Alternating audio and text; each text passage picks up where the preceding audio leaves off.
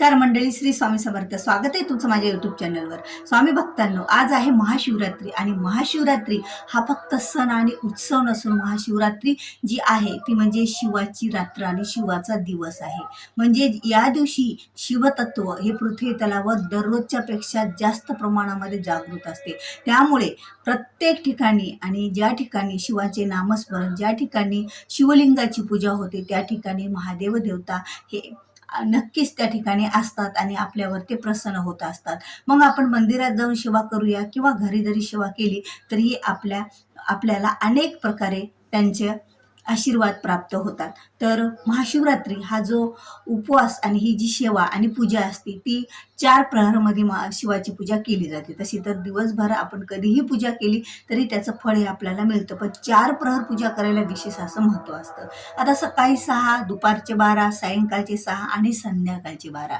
संध्याकाळचे 12 हा 4था प्रहरची पूजा असते आणि या प्रहरला साक्षात शिव ती पूजा स्वीकारत असतात. म्हणून तर आपण रात्री 12 वाजता पूजा, आराधना, एखादी उपासना आणि सेवा केली तर महादेवाची कृपा, आशीर्वाद आपल्या कुटुंबावर आणि आपल्या सर्वांवरच महादेवाचे आशीर्वाद आपल्याला मिळत असतात. बघा, प्रत्येकालाच मंदिरात जाऊन रात्री 12 वाजता पूजा करणे शक्य नसते. त्यामुळेच तर आपण आपल्या घरामध्ये सुद्धा पूजा करू शकतो. जिथे शिवाची पूजा असेल तिथे मंदिराची सुद्धा गरज नसते. तिथे शिव साक्षात आपल्याला दर्शन देण्यासाठी येत असतात. कळत न कळत त्याचा अनुभव सुद्धा आपल्याला येत असतो. त्यांचा आशीर्वाद आणि त्यांचा कृपेचा वर्षाव आपल्या सर्व फॅमिलीवर, आपल्या सर्व आयुष्यावर होत असतो. म्हणून तर या दिवशीची सेवा, जी काही सेवा करू, जी काही पूजा करू त्याचं विशेष असं महत्त्व आहे. आणि खरंच ही जी रात्र आहे ही रात्र आपल्याला जागरण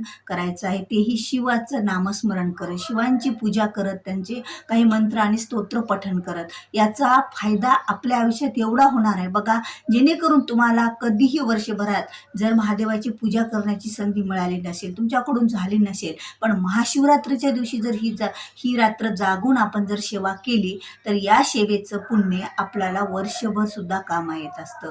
ही जी सेवा आहे आणि या दिवशी काही उपाय तोडगे केले ना त्याचे सुद्धा फायदे आपल्याला होत असतात. पण महाशिवरात्रीच्या दिवशी आपण जर ही एक प्रार्थना शिवाला केली तर शिवशंभू खरंच आपल्यावर खूप प्रसन्न होतात आणि ही जी प्रार्थना आहे ती शिवापर्यंत पोहोचत असते. आणि शिवाच्या पूजेतला, शंभू महादेवाच्या पूजेतला जो 4था प्रहर आहे तो म्हणजे रात्रीचे 12 वाजता. आणि रात्रीच्या 12 वाजता पूजा करून आपल्याला ही प्रार्थना करायची आहे. आणि या प्रार्थनेमुळे आपल्या जीवनातील अनेक संकट दूर होतील, आपल्या जीवनातील विघ्न दूर होतील आणि आपल्याला जे काही आपल्या अडलेली कामे आहेत ते सुद्धा या सेवेने, या एका 5 मिनिटाच्या वाचनाने पूर्ण होत असतात. कारण हे जे 5 मिनिटाचं वाचन आहे ते शिवशंभू महादेवाच्या पर्यंत पोहोचणारं असं वाचन आहे. आणि या प्रार्थनेमुळे आपण आपल्या जीवनातील अनेक समस्यांचं निवारण होत असतं आणि आपली अडलेली कामे पूर्ण होऊन आपल्या इच्छा, आकांक्षा जे काही असतील त्या पूर्ण निश्चितच होतात. तर ती सेवा कोणती आहे आणि ती कशी करायची आहे, ते कोणतं वाचन आहे, याबद्दलची सविस्तर माहिती तुम्हाला या व्हिडिओच्या माध्यमातून मिळणार आहे. त्यामुळे व्हिडिओ हा स्किप न करता शेवटपर्यंत पहा. मालनीश लाईफस्टाईल या माझ्या चॅनलवर तुम्ही नवीन आहात, अद्याप चॅनलला सबस्क्राईब केलेलं नसेल तरच चॅनलला सबस्क्राईब करा.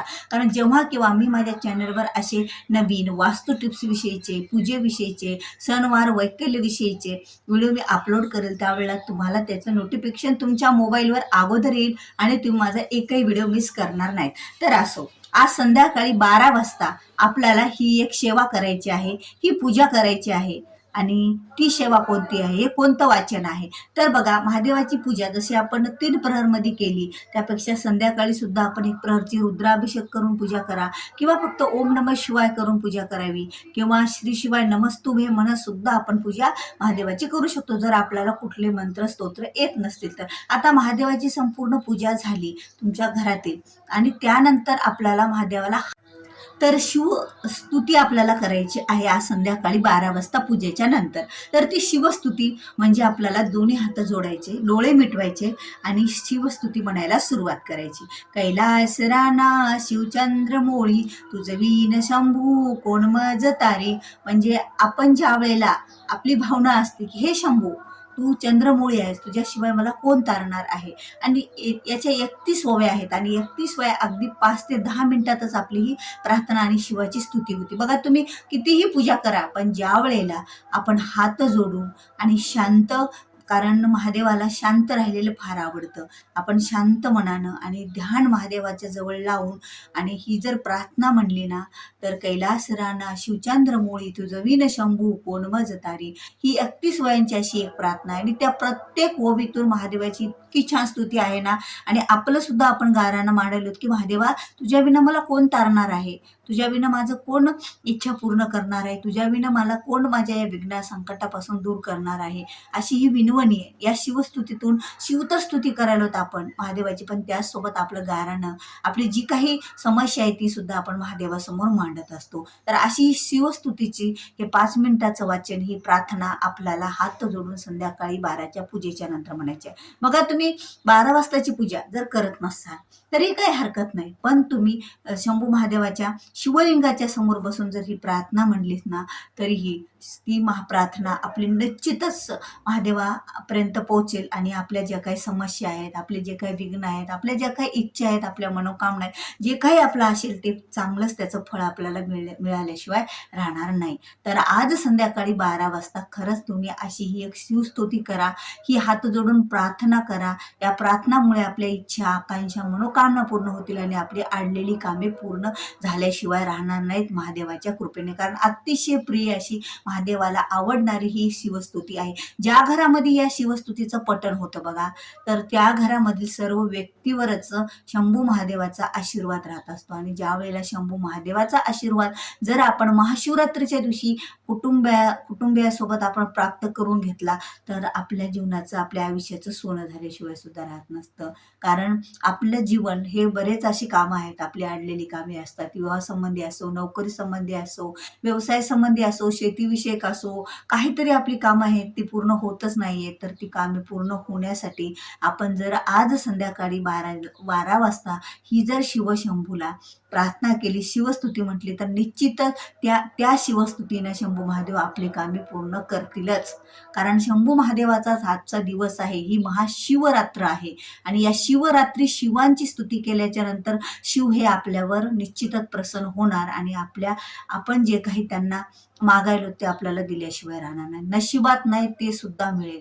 आणि आज जे मागाल ते सुद्धा मिळणार असा हा दिवस आहे. म्हणून आपणाला आजचा जो एक एक क्षण असतो आज दिवसभरातला, तो एक एक क्षण जर आपण आपल्या शंभू महादेवाच्या चरणी लावला, त्यांच्या पूजेत, त्यांच्या सेवेत, त्यांच्या मंत्रस्तोत्र पठणात जेवढा वेळ तुम्हाला मंदिरात जाऊन घरी राहून करता येईल आज, तर तेवढा वेळ जर तुम्ही पूजा, सेवा, आराधना, चालत फिरत जर सेवा करत राहिलात, तर खरंच आपल्या जीवनामध्ये अनेक संकटे आहेत त्यांचं निवारण होईल, दुःखांचं निवारण होईल आणि आपल्या घरामध्ये सुख शांती लाभेल. आपल्या घरातील ऐश्वर्य हे वाढत जाईल, घरामध्ये वैभव वाढत जाईल, घरात शांतताही नेहमी कायम टिकून राहील. कारण जे महादेव देवता आहे ती शांतता अतिशय प्रिय आहे आणि ही शांततेची देवता म्हणून ओळखले जाते. महादेव देवतेला ध्यान केलेलं आणि शांतता अतिशय प्रिय आहे. त्यामुळे ही जी शिवस्तुती आहे ती हात जोडून आपण महादेवाला म्हणायची आहे. यामुळे महादेवापर्यंत आपलं हे काही गाराणं असेल आपल्या जीवनातलं ते पोहोचेल आणि आपल्या